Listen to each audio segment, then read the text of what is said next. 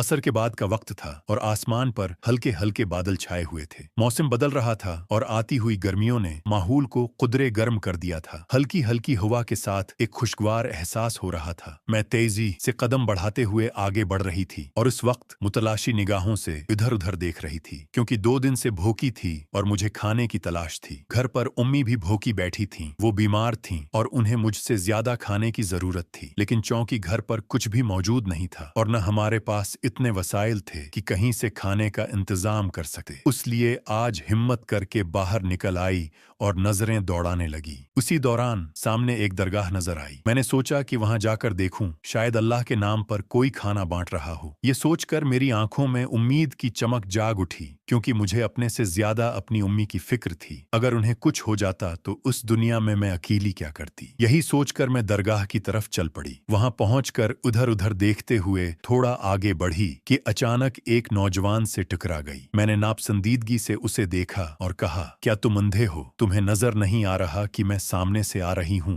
वो मुस्कुराती नजरों से मेरी तरफ देखने लगा। मुझे उसका यूं देखना अच्छा नहीं लगा। मैंने बेअख्तियार अपना दुपट्टा ठीक किया और चेहरा ढांप लिया, क्योंकि उसकी नजरें मुझे नागवार लग रही थीं। शायद उसे मेरी नाराजगी का एहसास हो गया। तभी वो माजिरत ख्वाहाना लहजे में बोला, मुझे मुआफ कीजिए, मैं अपनी धन में चलता आ रहा था, आपको देख नहीं पाया। इसकी शाइस्तगी देखकर मैंने सिर हिला दिया और आगे बढ़ने लगी, लेकिन वो फिर बोला, मैं यहाँ लंगर बांटने आया हूँ, ये खाना है, क्या आप लेंगी? उसने मेरी तरफ 2 डब्बे बढ़ाए। मैंने झुझकते हुए वो डब्बे थाम लिए, क्योंकि मेरा यहाँ आने का मकसद ही यही था। मैंने उसका शुक्रिया अदा किया और जल्दी से दरगाह से निकल आई। अल्लाह का शुक्र था कि मुझे ज्यादा मशक्कत नहीं करनी पड़ी। घर की तरफ जाते हुए यूं लगा जैसे कोई मेरा पीछा कर रहा हो। जब मुड़कर देखा तो वही नौजवान नजर आया। मैंने परेशानी से पूछा, तुम मेरे पीछे क्यों आ रहे हो? वो मुस्कुराया और बोला, दुपट्टा अच्छी तरह ठीक करके जाया करो, बहुत से लोग अपनी राहें भूल जाते हैं और तुम्हारे हुस्न में खो जाते हैं। उसकी बात सुनकर मेरा दिल घबरा गया। मैंने जल्दी से कदम तेज किए और घर पहुंची। अम्मी भूख से निढाल थीं। मैंने जल्दी से खाने के डब्बे निकाले और उनके सामने रख दिए। वो खाने लगी और अल्लाह शुक्र अदा किया। अम्मी के पूछने पर